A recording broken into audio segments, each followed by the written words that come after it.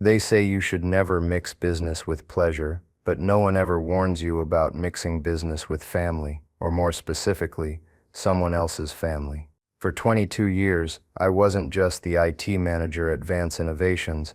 I was a fixture, a piece of the architecture as solid and as vital as the server racks humming in the basement. The founder, Arthur Vance, wasn't just my boss, he was my mentor, the man who saw a spark in a 20-something kid with more ambition than experience and gave him a kingdom of wires and code to rule. In his last years, when the illness began to hollow out his formidable presence, he gave me one final duty, a task he called sacred. He entrusted me with his digital last will. It wasn't a will in the legal sense. It was a single, heavily encrypted file, codenamed Janus's. He handed it to me on a sleek, black thumb drive that felt impossibly heavy in my palm. He told me it contained his private thoughts, his unvarnished history of the company, and as he put it with a grim little smile, some insurance policies concerning the members of his board. It was protected by a password that was more of a ceremony, a combination of a shared memory and my own biometrics, a secret only the two of us shared. He made me promise to protect it, to act as its steward, and to only ever use it to protect the soul of the company he had built from nothing. I gave him my word. It was the last real promise I ever made to him. Then he was gone, and his daughter, Chelsea, took over. Chelsea, who had always viewed the company not as a legacy to be nurtured but as an inheritance to be exploited. She had her father's ambition, but none of his patience, his Ivy League MBA, but none of his hard-won wisdom. She saw tradition as stagnation and loyalty as a liability on a balance sheet. I was a relic from her father's era, a ghost in the machine she was determined to gut and modernize. The end came on a Tuesday. I was summoned to a conference room I had personally wired 15 years earlier. The air was cold, sterile. Chelsea sat at the head of the long, polished table, flanked by an HR person I'd never seen before, who had the plastic smile of a corporate executioner. Chelsea didn't waste time with pleasantries. Her eyes, the same sharp blue as her father's but lacking their warmth, were dismissive. She talked about a new direction, about streamlining, about synergy. The words were meaningless, buzzwords picked from a management seminar, designed to sound important while saying nothing at all. Then came the hammer. My position, she explained, was being made redundant. Redundant. 22 years of building, maintaining, and bleeding for this company, and I was redundant. She slid a folder across the table. The severance package was insulting, a fraction of what my contract stipulated, but she knew a legal fight would be long and costly. It was a calculated risk on her part. Her final demand was delivered with an air of supreme authority. She wanted all executive files, access codes, network credentials, server admin passwords, everything. I spent the next hour with her new, ridiculously young CTO, a kid who probably thought a legacy system was anything older than his last iPhone. I walked him through the network architecture, the backup protocols, the disaster recovery plans. I gave him the keys to the kingdom, every single one, except for one. When he asked about the small standalone safe in my office, I gave him a tired, dismissive wave of my hand. I told him it was just old, decommissioned legacy data, tapes from the 90s, archived project files from a system we'd retired a decade ago. It's junk, I said. I'll clear it out myself. He bought it without a second thought. Why would he question me? In his eyes, I was the obsolete hardware being discarded. My knowledge was as irrelevant as the supposed junk in that safe. Inside that safe was the Janus drive. Chelsea escorted me to my office herself. She watched as I packed my few personal belongings into a cardboard box, a framed photo of my wife and kids, a ridiculously oversized coffee mug a former intern had given me, my collection of worn-out mouse pads. As I unlocked the small safe, my back to her, my heart was a cold, heavy stone in my chest. My fingers closed around the smooth, cool metal of the Janus drive. I slipped it into my pocket, then grabbed a few dusty backup tapes to make the show convincing, tossing them into the box with a clatter. She thought she was watching a defeated old man pack up his career. She had no idea I was walking out of her company holding the only thing that could save it. She had no idea that the board of directors, the very people her father had warned me about, were planning to oust her at the next annual meeting. Less than a month away. She thought she was firing an irrelevant IT manager. What she'd really done was discard her only shield, and I was walking out the door with it in my pocket. The sheer breathtaking arrogance of it was almost impressive. Competence isn't cheap until you lose it. And she had just let hers walk out the door for the price of a pathetic severance check.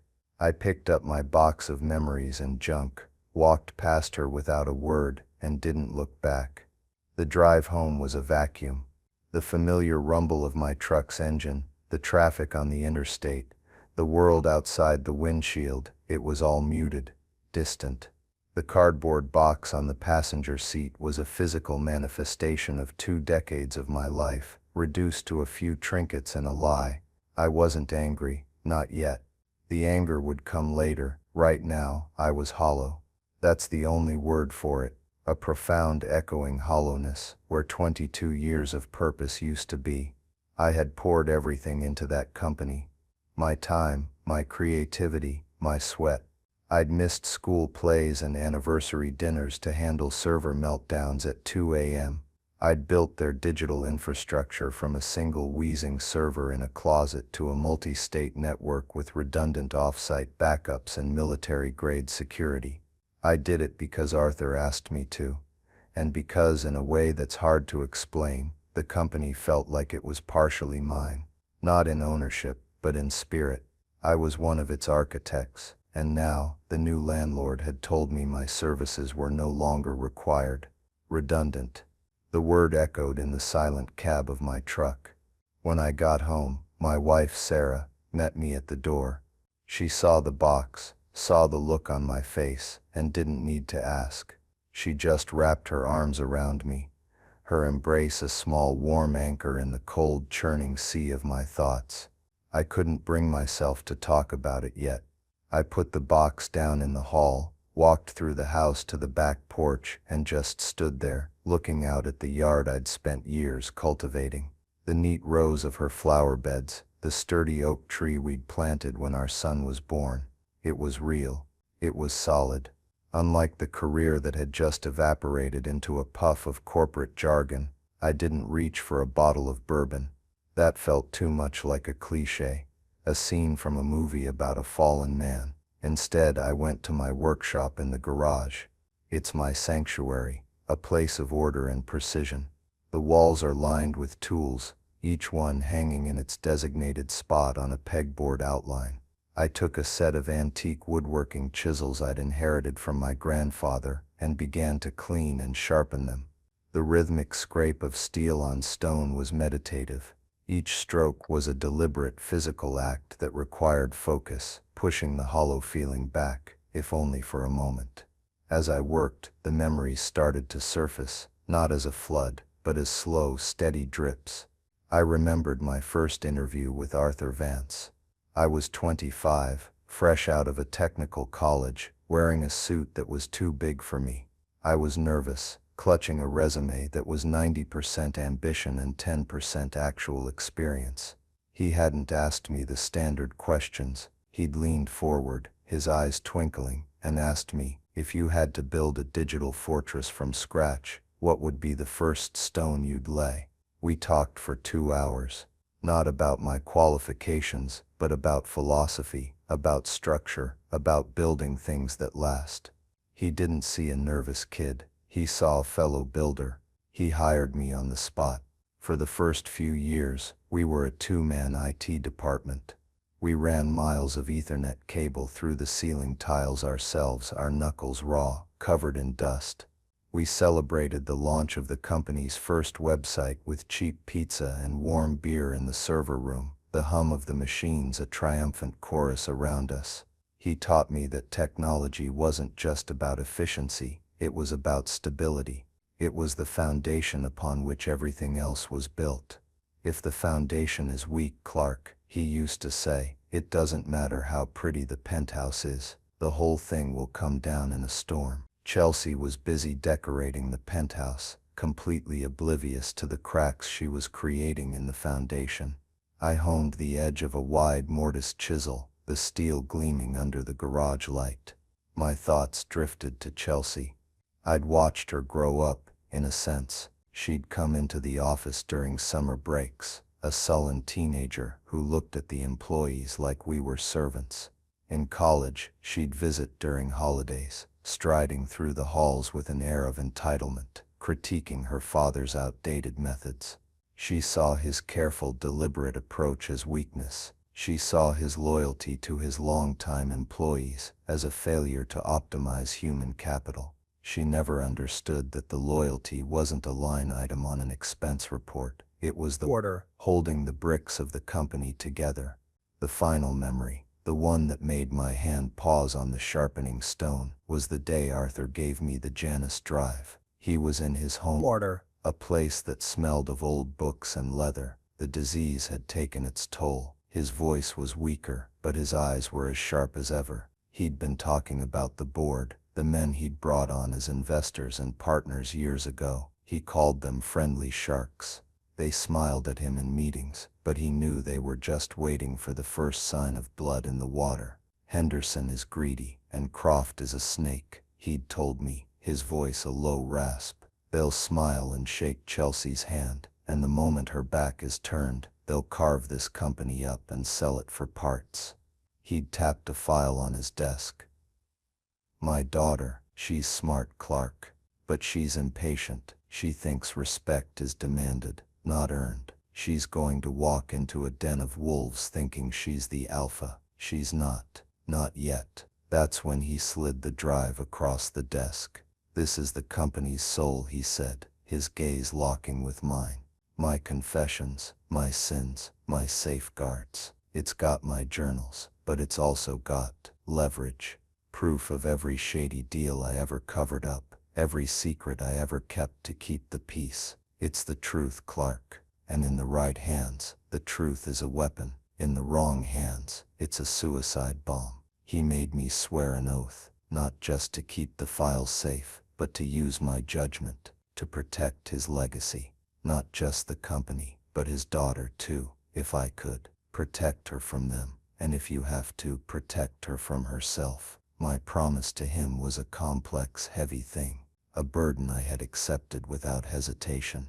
I finished sharpening the last chisel and placed it back in its velvet-lined case. The methodical work had calmed me, but it had also solidified something in my gut, a cold, hard resolve. I had been betrayed, yes, I had been discarded, but I still had a duty. My promise to Arthur wasn't voided by his daughter's foolishness. In fact, it was now more critical than ever. My loyalty was never to a job title. It was to a man, and to the legacy he'd entrusted to me. I walked back into the house, my steps now firm, purposeful. I pulled the Janus drive from my pocket and placed it on my desk, right next to the family photo. It looked small, innocuous, a tiny black rectangle holding the fate of a multi-million-dollar company. For a week, I did nothing. I let the silence settle. I updated my resume, browsed some job postings, and tried to imagine a life after Vance Innovations. It felt like trying to imagine living on a different planet. The severance check arrived, as promised. It was a joke, but I deposited it. Let them think I was a dog who'd accepted his scraps. Let them think I was gone.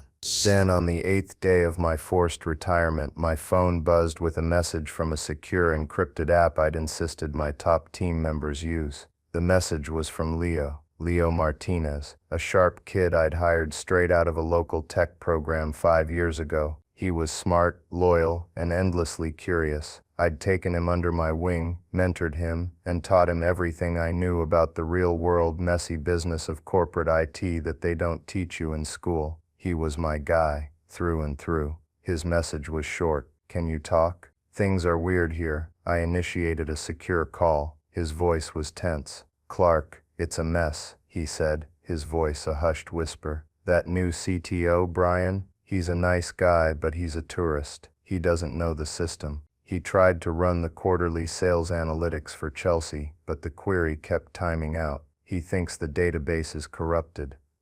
I almost laughed. It's not corrupted, Leo. He's running the query against the live transactional database, isn't he? He's not using the replicated analytics server. There was a pause on the line. Holy crap, Leo breathed. Of course, you built that replication script. I don't think he even knows that server exists. It's in my documentation, I said flatly. All 800 pages of it, which I'm sure he hasn't read. He hasn't, Leo confirmed. Chelsea is furious. She thinks the system is failing. She's talking about bringing in an outside consultant to evaluate our infrastructure for a cloud migration. The naivety was staggering. They were driving a high-performance racing machine and complaining that the ride was bumpy because they didn't know how to put it in gear. But then, Leo's tone darkened.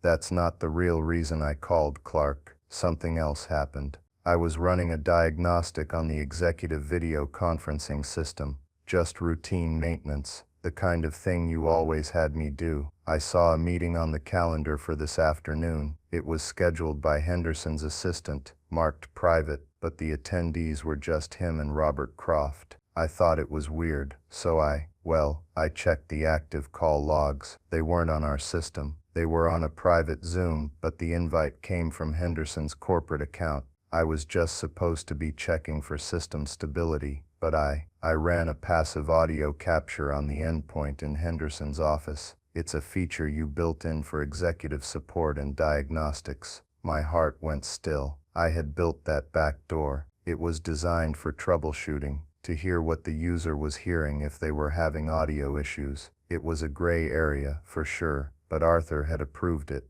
What did you hear, Leo? I asked, my voice low. They're making their move, Leo said, his voice barely audible. The annual board meeting is on the 28th, 3 weeks from now. They're calling a vote of no confidence in Chelsea. They've got the votes lined up. They called her a liability and said her reckless spending on vanity projects is endangering the company. They're planning to install Henderson as interim CEO. There it was. The friendly sharks were circling. The wolves were at the door. And Chelsea, in her infinite wisdom, had just fired the one person who knew how to lock it.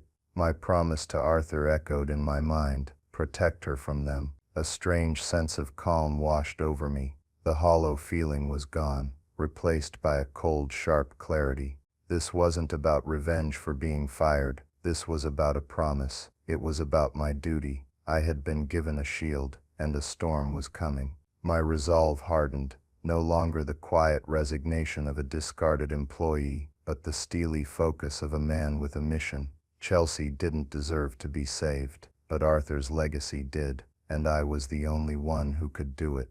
I looked at the Janus drive on my desk. It was time to see what was inside. My first step was to retreat deeper into my sanctuary, the workshop, but this time, it wasn't for mindless sharpening. It was for strategic planning. I repurposed an old powerful workstation I'd built for gaming years ago, wiping it clean and installing a hardened security-focused version of Linux. This machine would never touch my home network directly. It was a digital clean room, connected to the internet only through a series of encrypted VPNs that bounced my signal across 3 different continents. Paranoia is a survival trait in my line of work.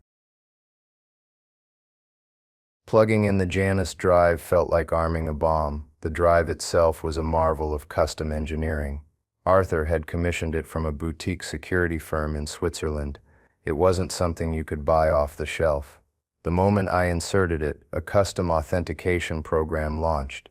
It didn't just ask for a password, it was a 3-factor process. First, my fingerprint.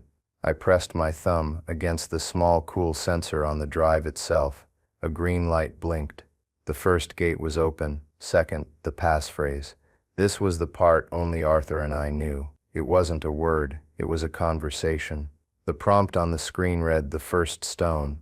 It was a reference to our first interview. The answer was my response from all those years ago. The first stone is a map of the territory. I typed the 29 characters, including the punctuation. Another green light. The third and final lock was the most elegant, a time-locked token. The prompt showed a complex alphanumeric string, a seed. Arthur had given me a small leather-bound notebook along with the drive. Inside, on a single page, was a handwritten cryptographic algorithm, a one-time pad, essentially. I had to perform a series of calculations on the seed based on the current date and time, down to the second. It was a process that took me nearly 15 minutes with a calculator and a notepad. It was designed to be impossible to brute force because the target was always moving. I entered the final 64-character string. For a tense moment, nothing happened. Then a simple window opened on the screen, revealing the file structure within. Janus was open. The contents were meticulously organized. There were 3 main directories: journals, ledgers, and levers.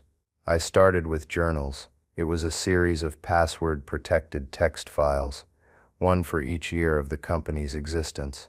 I opened the most recent one. It was Arthur's voice, unfiltered.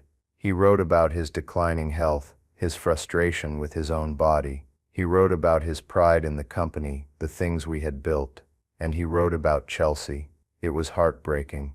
He spoke of his immense love for her, but also his deep-seated fear. He saw her ambition as a fire that could either forge steel or burn the whole house down. He feared she hadn't learned how to control the flames. She sees the crown, he wrote, but she doesn't feel the weight of it. Reading his words felt like a violation, but also a confirmation. I was on the right path. Next, I explored ledgers. This was the boring stuff: financial records, old contracts, internal audits. But buried within these were scans of private ledgers Arthur had kept by hand. This was where he tracked the soft debts, the favors owed, the messes cleaned up. It was a map of the company's hidden political landscape. Then I clicked on levers. My breath caught in my throat. This was the arsenal. Each file was named with a person's initials. I saw RH for Robert Henderson and MC for Michael Croft. There were others too for nearly every board member and senior executive. This was Arthur's insurance policy, in its raw, undeniable form.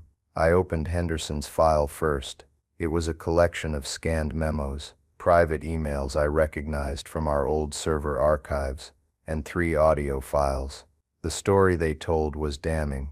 10 years ago, Henderson had used a shell corporation to funnel nearly $2 million of Vance Innovations capital into a high-risk real estate venture in South America.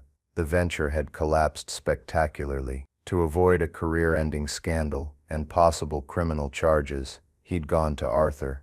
The audio files were recordings of their meetings. Henderson, panicked and pleading.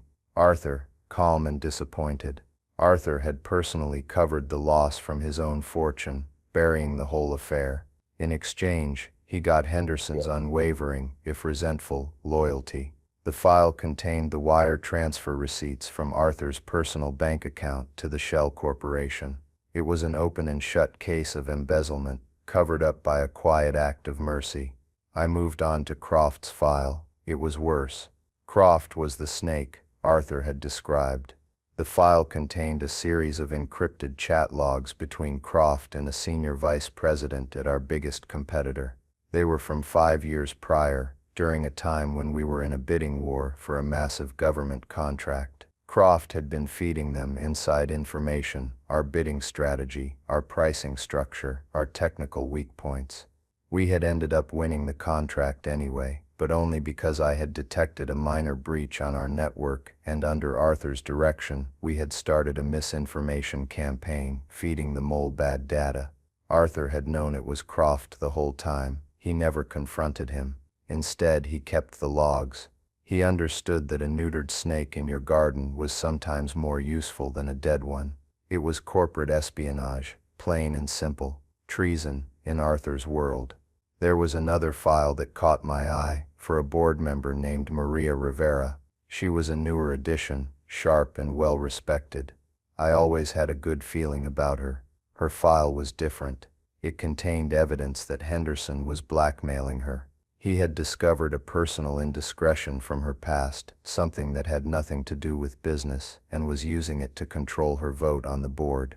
Arthur had found out, and had been quietly gathering evidence against Henderson to free her, but his health had failed before he could act. This wasn't just about greed and ambition anymore. It was about rot, a sickness in the foundations of the company. I spent the next 2 days immersed in the Janus files, cross-referencing names, dates, and events. I was building a complete picture, a web of secrets and lies. My role was becoming clearer. I was not a blackmailer. I was not an extortionist. I was an executor. Arthur had left behind a set of tools designed to rebalance the scales, and he had trusted me to know how and when to use them. My next call was to Marcus Thorne. Thorne and Associates was an old-school law firm that had handled Arthur's personal and business affairs for 40 years. Marcus was semi-retired, a shrewd, silver-haired man with eyes that missed nothing. I met him for lunch at a quiet, wood-paneled restaurant he favored. I didn't lay all the cards on the table. I didn't need to. I told him that Arthur had entrusted me with a private, sensitive digital asset containing his final wishes and observations about the company. I told him I had been terminated, and that I had reason to believe the board was planning to act against Chelsea's leadership in a way that would harm the company's long-term stability, the very thing Arthur feared. I mentioned the file's code name, Janus. Thorne stopped stirring his iced tea. He looked at me over the rim of his glasses, his expression unreadable. Janus, he repeated softly. Arthur mentioned he was compiling a personal history. He called it his sword of Damocles. He told me he was giving the thread to the only man he trusted to hold it. He paused, letting the statement hang in the air. He also made certain provisions in his personal trust, a legal defense fund to the tune of $2 million for the appointed steward of his personal effects, should they face any professional or legal challenges in the course of executing their duties. I felt a wave of relief so profound it almost buckled me. Arthur had thought of everything. He hadn't just given me a sword, he'd given me a shield too. "What are your intentions, Clark?" Thorne asked, his voice sharp and direct. "My intention is to honor my promise to Arthur," I said steadily, "to protect his legacy from the people he knew would try to tear it down. That includes the board, and if necessary, it includes protecting his daughter from her own blind spots."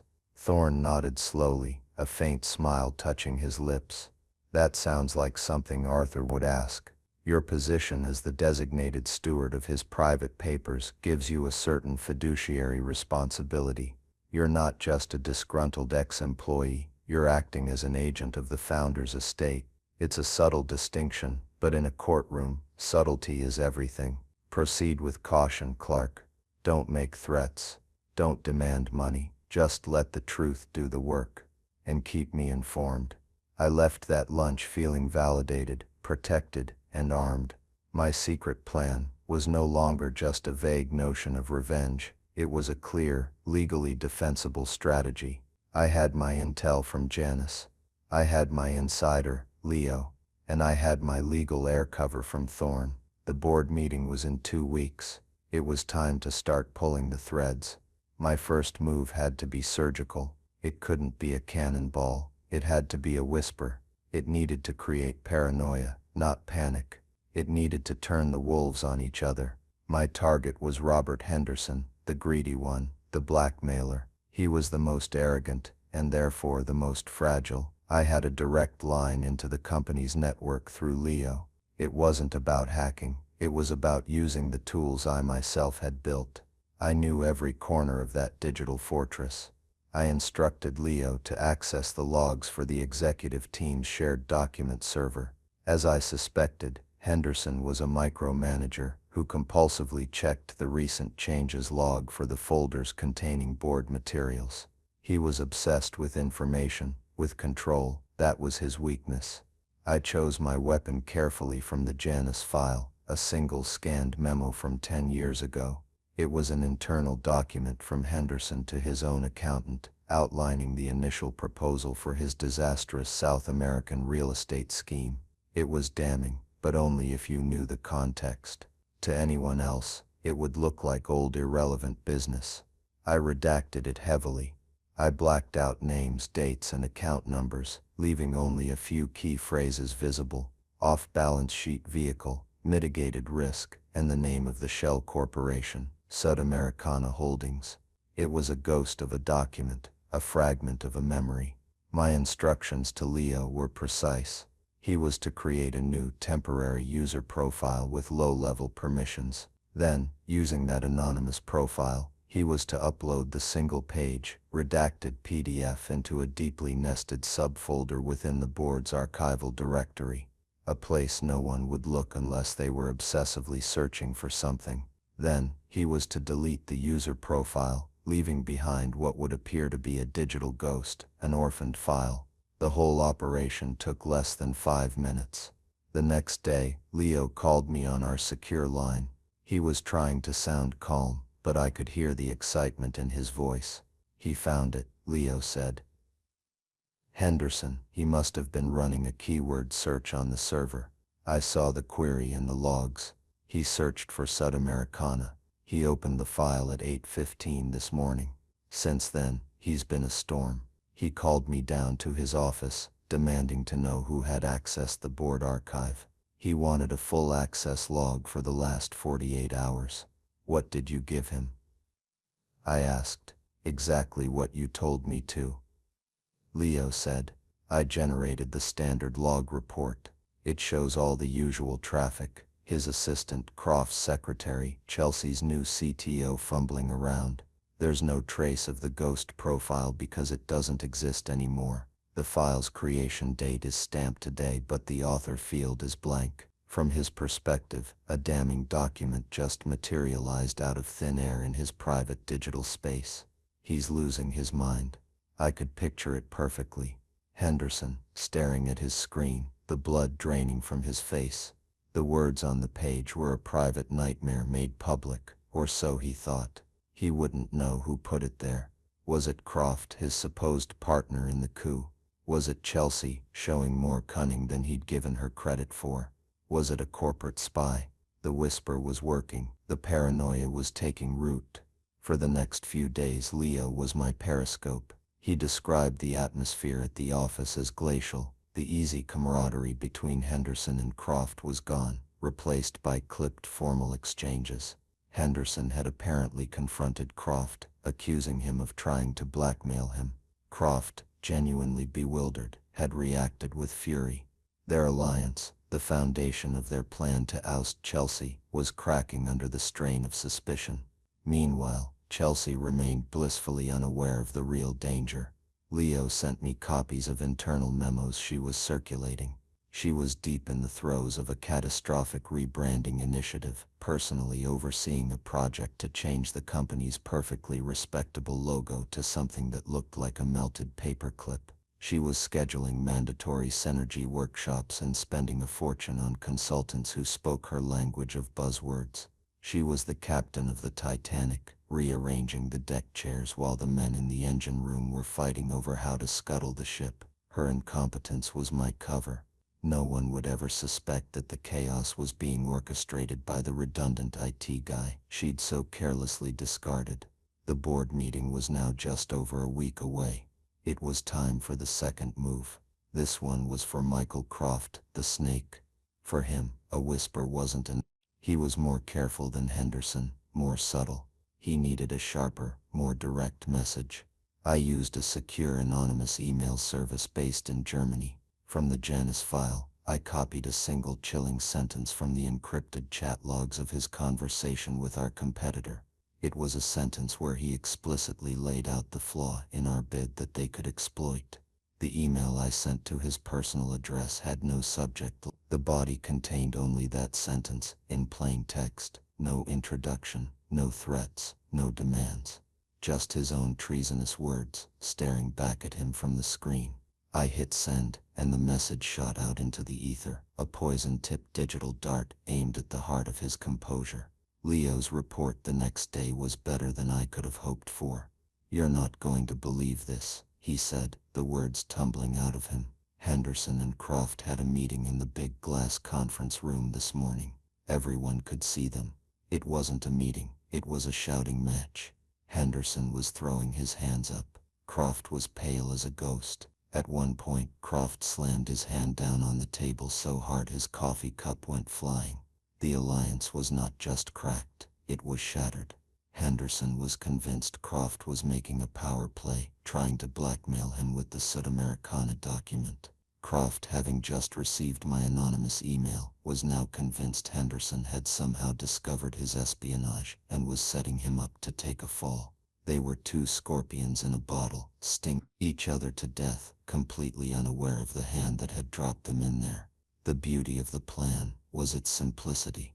I wasn't attacking the company, I was lancing the boils that were poisoning it. Arthur had known these men, their weaknesses, their fears. I was simply using his knowledge to let their own corruption devour them. They were so consumed by their own palace intrigue, so certain of their own intelligence, that they never once looked outside the castle walls. They never once considered that the ghost haunting them was the man they thought they'd banished. The quiet takeover was proceeding perfectly, and the silence was deafening. The fallout from my silent campaign was beginning to ripple through the company in ways I hadn't fully anticipated.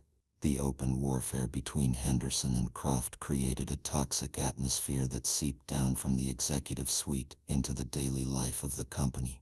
Decisions were being stalled, projects were left in limbo, and the leadership vacuum left by Chelsea's ineffectual reign was becoming a chasm. The best people, the ones who were there to do good work and not to play political games, started to feel the raw.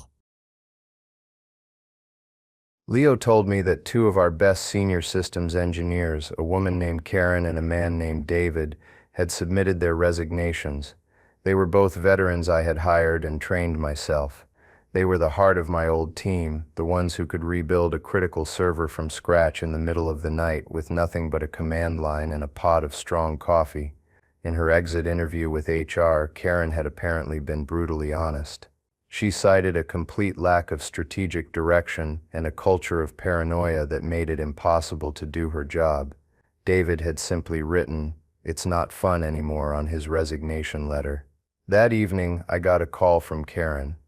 "Clark," she said, her voice a mix of relief and frustration. "We're out. I can't take it anymore. Chelsea and her new pet CTO are running the place into the ground, and Henderson and Croft look like they're about to have a knife fight in the parking lot." "What a mess." I said quietly. "I'm sorry to see it come to this.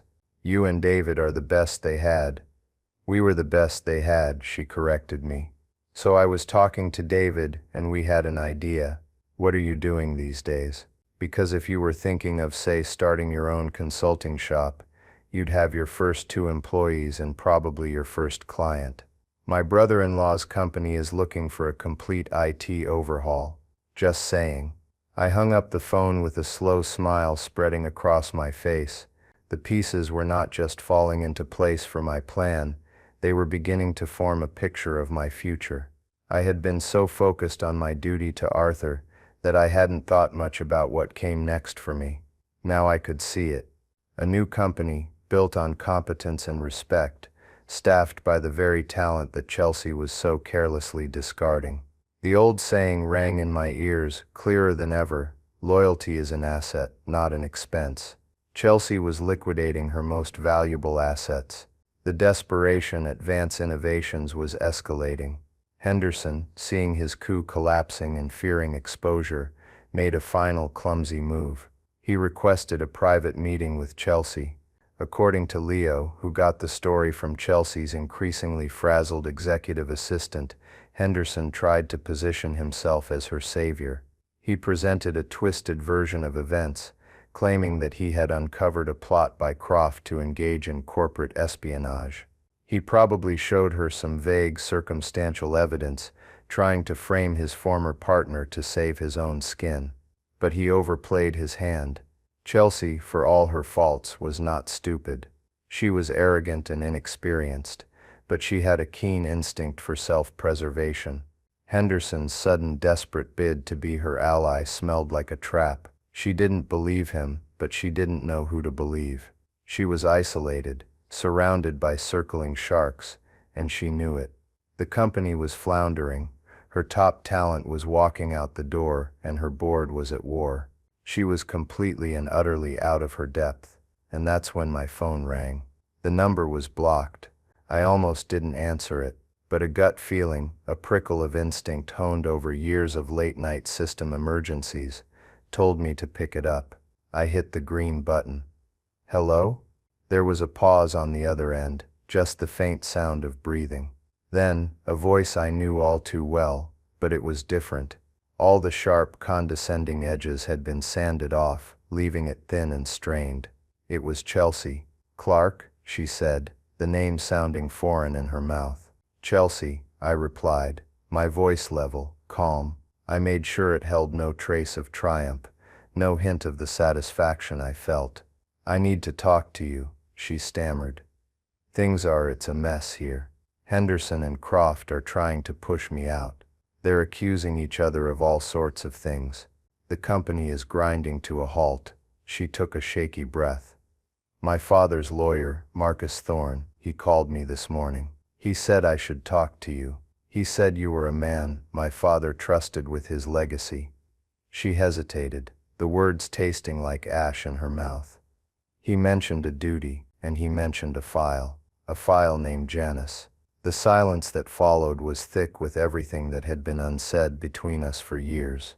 In that moment, the power dynamic that had defined our relationship for the last month, for her entire life, was completely inverted. She wasn't the CEO calling a redundant employee. She was a desperate daughter, lost in her father's kingdom, finally seeking out the one man who had the map. "Where do you want to meet?" I asked, my tone giving nothing away. The trap was sprung, the queen was in check, and she had just called the pawn she'd sacrificed, begging him to save her. I chose the meeting place carefully, not my home, and certainly not her office. That was her territory, her seat of power. I picked a small independent coffee shop halfway between our two towns. It was neutral ground, anonymous, a place devoid of history. I arrived early and took a small table in the corner, a spot that gave me a clear view of the door but was out of the main flow of traffic. I ordered a black coffee and waited. I felt a profound sense of calm, the kind that comes when a long-laid plan is finally coming to fruition. I was not nervous. I was ready. Chelsea arrived exactly on time, a habit inherited from her father, but the similarities ended there. The confident, imperious woman who had fired me was gone. In her place was someone who looked smaller, her expensive business suit seeming to hang off her frame. Her face was pale, her eyes shadowed with sleeplessness. She spotted me, hesitated for a fraction of a second, and then walked over to my table, her movements stiff and uncertain. She sat down without taking off her coat, her hands clutching a designer handbag in her lap like a shield. "Thank you for meeting me," she said, her voice low. "Chelsea," I acknowledged with a nod, taking a slow sip of my coffee. I wasn't going to make this easy for her. She got straight to the point. "What is Janice?" she demanded, a flicker of her old authority returning. Thorne was so cryptic. He said, "My father left you in charge of it. A file. Why you?" The question hung in the air, filled with a lifetime of perceived slights. Why the IT guy? Why not me, his daughter? "Because he knew you wouldn't understand its purpose," I said, my voice quiet but firm. "And he knew they—" I paused, letting her fill in the blank, "would use it against you." He was right on both counts. Her face tightened. "What's in it? Is it leverage? Can it stop Henderson?" "It's more than leverage, Chelsea," I said, leaning forward slightly. "It's the truth. Your father's version of it. It's a complete history of every secret, every compromise, and every sin that this company was built on. And yes, it contains more than enough to destroy Henderson, and Croft, and a few others, if necessary." A wave of relief washed over her features, but it was quickly replaced by a predatory gleam in her eyes. "Good," she said. "Give it to me. I'll use it at the board meeting. I'll burn them to the ground." I shook my head slowly, deliberately. "No." Her jaw dropped. "No. What do you mean? No, it's my company. It's my father's legacy. You have no right. I have every right, I interrupted, my voice still quiet, but now edged with the steel of absolute certainty. I have a promise I made to your father on his deathbed, a promise to protect his legacy, not to hand over a weapon to someone who would use it like a cudgel. You're thinking of winning a battle, Chelsea. Your father wanted me to make sure we didn't lose the war. I let that sink in. I saw the conflict in her eyes, her ingrained arrogance, warring with her desperate need. The file contains the leverage you need to survive, I continued, spelling it out for her, but you don't get to wield it. I do. That was my promise to your father. I am the steward of Janice, not you. She stared at me, speechless. She had come here expecting to command, to take control. She was being told to surrender it. So what happens now? She finally whispered. Now you get a choice, I said, laying out my terms. You can have my help. You can have the protection of the Janice file, but it will be on my terms. I will act as your advisor, an unofficial counsel, just as Arthur intended. I will tell you what you need to know, when you need to know it. I will feed you the precise information you need to neutralize the board without setting the whole company on fire. In return, you will listen. You will stop this suicidal rebranding nonsense. You will reach out to Karen and David, and you will beg them to come back, on their terms. You will start acting like a CEO, not an heiress. You will earn your father's chair. I leaned back. My part said. The choice was hers. She could cling to her pride and be devoured by the board, or she could swallow it and survive. We sat in silence for a long minute. The only sounds the hiss of the espresso machine and the quiet chatter of the other patrons. Okay, she said finally, the word barely more than a breath. It was the sound of complete and utter surrender. Okay, Clark, I'll do it. The day of the annual board meeting arrived. It was a gray, overcast morning. I was not there, of course. I was in my home office, a secure communication line open to my lawyer, Marcus Thorne, who was present at the meeting as the representative of Arthur's estate. My other line was open to Leo, who was monitoring network traffic and providing real-time color commentary from the office. My job was done, for the most part. The final moves belonged to Chelsea. I had prepped her for this. We had spent hours going over the plan. She wasn't to make grand accusations. She was to ask quiet, pointed questions. The strategy was to let Henderson and Croft know that she knew, without revealing how. The meeting started with the usual formalities. Then Henderson, as planned, called for the vote of no confidence. He gave a sanctimonious speech about fiscal responsibility and the need for experienced leadership. Then it was Chelsea's turn to speak. According to Thorne, she was a different person, composed, calm, and radiating a quiet authority he hadn't seen in her before. She didn't address the vote directly. Instead, she looked at Henderson. Robert, she said, her voice clear and carrying across the boardroom. Before we vote, I have a question for the board's review. I was looking through some of my father's old investment files, and I came across a fascinating one. Sudamericana Holdings. Does that name mean anything to you? Thorne told me. Henderson went white as a sheet. The air in the room went still. Chelsea didn't wait for an answer. She turned her gaze to Michael Croft. And Michael, she continued, her tone conversational. A question for you, as well. How is your contact at Omnicorp? I do hope you didn't give him any advice that was counterproductive to our own interests. It was a master stroke. She hadn't accused them of anything outright.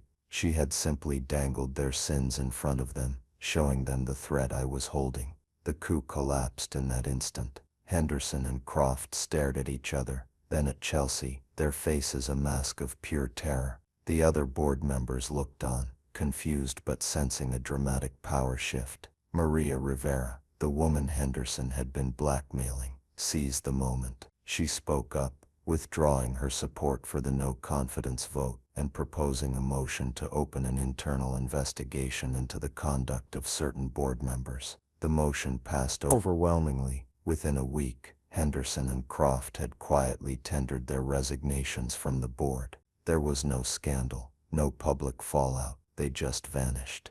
The rod had been cut out, cleanly and efficiently. I never went back to my old job. I didn't want it. A week after the board meeting, I filed the paperwork to create Stewardship Tech Consulting. My first 2 employees were Karen and David, who I hired back, with a significant raise and a partnership stake. My first and largest client was Vance Innovations. I signed a 5-year retainer contract to act as their chief strategic technology advisor. I had a bigger title, 4 times the pay, complete autonomy, and I didn't have to sit through a single synergy workshop. Leo, my loyal insider, resigned from Vance a month later and joined my new company as my director of operations. I made sure his starting salary was more than the CTO, who had replaced me, was making. I had fulfilled my promise to Arthur. I had saved his company. I had protected his legacy. And in a strange, unexpected way, I had given his daughter a second chance to become the leader he had always hoped she could be. My vindication wasn't in revenge. It was in the quiet satisfaction of a job well done, of a promise kept. It was in building something new from the ashes of the old. I sit now in my own corner office. It's clean, modern, and filled with light. On my desk, next to the computer where I manage my own company, sits a single framed photograph. It's not the official corporate portrait of Arthur Vance, the one that hangs in the lobby of his company. It's a candid snapshot someone took 20 years ago, of a younger me and a healthier Arthur, laughing our heads off, covered in dust, in the middle of the old server room. It's a picture of 2 builders, proud of what they were making. The company, under Chelsea's now much more steady hand, has stabilized. She's still ambitious, but the arrogance has been replaced by a hard-won humility. She calls me for advice, and more importantly, she listens to it. She's earning her father's chair, day by day. The Janus Drive sits in a secure vault in my new office, its purpose served, its secrets once again dormant, a silent guardian for a legacy I was honored to protect. You see, in the end, this story isn't about revenge. It's about value. It's about loyalty. Real loyalty isn't blind obedience. It's a commitment to a principle, to a purpose that's bigger than a paycheck or a title. And true value isn't something you can quantify on a spreadsheet or dismiss with a word like redundant. It's the institutional knowledge built over decades. It's the trust you earn from your colleagues and your clients. It's the wisdom to know the difference between a shiny new trend and a solid foundation. They thought my knowledge was obsolete. They were wrong. Knowledge, true knowledge, never gets old. It just gets more powerful. They thought my loyalty was a weakness they could exploit. They were wrong. Loyalty was the shield that protected me, and the weapon that ultimately saved them from themselves. So if you've ever been undervalued, overlooked, or told you were a relic of the past, remember this: competence is a funny thing. It's an asset people take for granted, right up until the moment they desperately need it and realize they threw it away. And that's a lesson some people have to learn the hard way. If this story resonated with you, if you've ever felt like the ghost in the machine at your own job, let me know in the comments below. I read every one. And don't forget to like this video, share it with someone who needs to hear it, and hit that subscribe button for more stories about competence being rewarded and arrogance getting exactly what it deserves. Thanks for listening.